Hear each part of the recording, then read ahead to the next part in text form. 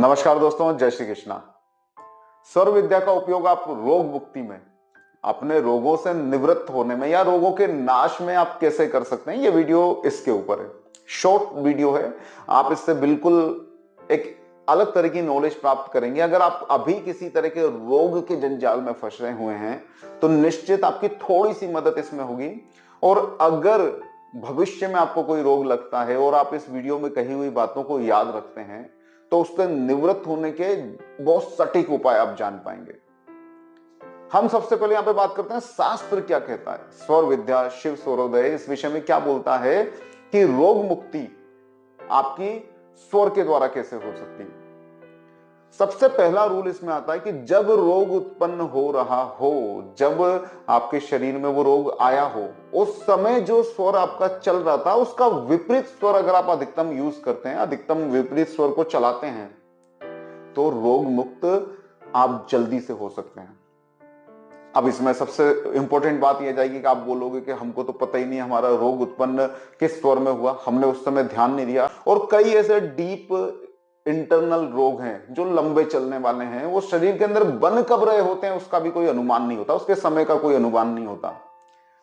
तो इसके अंदर आप अपना सकते हैं ये वाला बात कि जब आपको पता चला हो, जब रिपोर्ट आई हो, जब डॉक्टर ने आपको कहा हो, वैद्य ने आपको कहा हो कि आपको ये रोग है, तो तुरंत उस समय ध्यान रखने की कोशिश कीजिए कि मेरे को कौन सा स्वर चल रहा है। क्या चंद्र स्वर है, क्या सूर्य स्वर है, क्या सुषुम्ना का स्वर है। तो उसके विपरीत स्वर को चलाने में, अगर सुषुम्ना स्वर में आपको रोग की जानकारी मिलती है तो रोग आपका तुरंत नाश हो जाएगा, मतलब बहुत जल्दी एक्सपेक्टेड टाइम के अंदर रोग का नाश हो जाएगा। चंद्र और सूर्य स्वर के अंदर इसमें से जिसमें भी आपको रोग का पता चलता है तो उसके विपरीत स्वर में आहार विहार और औषधि का प्रयोग करने पर आपको उस रोग से मुक्ति में आसानी होगी, सहायता मिलेगी। हेल्पिंग इंस्ट्रूमेंट की तरह यह स्वर आपका काम करेगा। चूंकि आप इसमें निपुण नहीं हो, चूंकि आप स्वर विद्या के अंदर सिद्ध नहीं हो, क्योंकि स्वर आपकी इच्छा अनुकूल व्यवहार नहीं करते हैं कि मेरी इच्छा हुई कि अब सूर्य चलना चाहिए तो सूर्य स्वर नहीं चल रहा है, इसका मतलब स्वर की सिद्धि नहीं है आपके पास।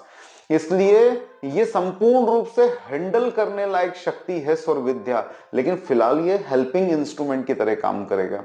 समझ में आ रही है आपको बात, क्यों मैंने इसको सहायक के रूप में बताया है। तो यहां पर ये सहायक की तरह कार्य करेगा। अगर आपको उस समय का स्वर मालूम हो कि डॉक्टर जब आपको ये रिपोर्ट पेश कर रहा था, जब आपको पता चल रहा था मुझे ये रोग है, तो आप उसके विपरीत स्वर के अंदर अगर अधिकतम बार औषधि लेंगे, अधिकतम बार भोजन करेंगे इस कामना से कि मैं स्वर में, विपरीत स्वर में अब भोजन कर रहा हूं तो ये मेरे रोग के नाश के लिए अमृत उत्पन्न करेगा, इस भाव से आहार विहार औषधि को प्रारंभ करेंगे तो आपको अतिशीघ्र उस रोग से मुक्ति में सहायता मिलने लगेगी। अचानक से आपके अंदर धीरे धीरे ऊर्जा पैदा होने लगेगी जिससे वो रोग का नाश हो जाए। अब ना तो आपको डॉक्टर का पता है, यानी कि आपको डॉक्टर ने कब बोला, किस स्वर में बोला कि आपको ये रोग है, ना आपको उत्पत्ति के समय का स्वर पता है कि किस स्वर, यानी कि कौन सी नाक से वायु का आवागमन हो रहा था, उत्पत्ति के समय में भी वो स्वर कौन सा चल रहा था ये आपको पता नहीं है। तो दोनों बातों से अगर आप चूक चुके हैं तो यहां पे भी स्वर विद्या अभी भी आपका बिल्कुल से ख्याल रख सकती है, आपकी मदद कर सकती है। तो आपको यहां पर क्या करना है कि आपको ना तो रोग उत्पन्न के समय का स्वर पता है, ना रोग आपको पता चला उस समय का भी आपको स्वर पता नहीं। तो अब एक ही कंसेप्ट है जो सबसे गहरा है मुझे लगता है स्वर विज्ञान और स्वर विद्या के अंदर, कि सूर्य उदय से लेकर सूर्य अस्त के 1 घंटे पहले तक चंद्र स्वर के अंदर आपको औषधि का ग्रहण करना है। अगर औषधि का समय इस समय के मध्य है, ऐसा नहीं कि डॉक्टर ने बोला रात को गोली खानी तो आप चंद्र सो रहे हो और सूर्य के चक्कर में आप वो औषधियां दिन में लेने लगो, ऐसा बिल्कुल भी नहीं है। सूर्य की उपस्थिति में अगर आपका दवा लेने का, औषधि लेने का समय है तो आपको चंद्र स्वर में इस भावना के साथ कि ये मेरा अमृतमय स्वर इस रोग को खत्म करेगा, इसके साथ मैं दवा को लेता हूं। और सूर्य अस्त होने के 1 घंटे बाद से लेके वापस सूर्य उदय होने के 1 से 2 घंटे पहले तक अगर इस मध्य औषधि लेने का समय है तो आपको सूर्य स्वर में, यानी कि जब चंद्रमा आकाश में हो या सूर्य की अनुपस्थिति हो, तब आपको सूर्य स्वर में औषधि को लेना है। अब औषधि को आप सिर्फ औषधि, वो छोटी छोटी टेबलेट बस समझ लेना, वो तो दवा है ही, मेडिसिन है ही वह। लेकिन जो आप आहार विहार करते हैं, यानी कि आप जो भोजन लेते हैं, जलपान करते हैं, इसको भी आप स्वर के अनुकूल लेना शुरू कर दें, तब आपको अधिक से अधिक मदद होगी आपके रोग के नाश करने में। बस ये 3 सूत्र याद कीजिए। या तो आपको पता होना चाहिए कि आपका रोग उत्पन्न किस स्वर में हुआ, तो उसका विपरीत स्वर ज्यादा से ज्यादा चलाइए।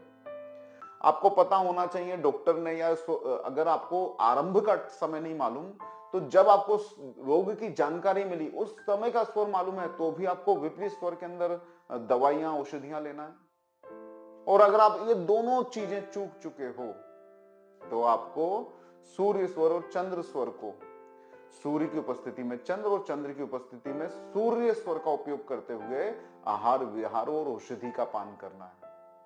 तो ये विद्या आपके लिए सहायक होगी और आपके रोगों को नाश करने में या आपको जल्दी उस रोग से उबरने में आपकी निश्चित रूप से मदद करेगी।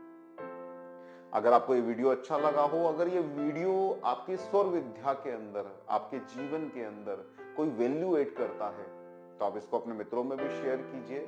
और भी इस तरह की वीडियो देखना हो तो मेरे चैनल को विजिट कीजिए और लाइक और सब्सक्राइब अवश्य कीजिए। नमस्कार, जय श्री कृष्ण।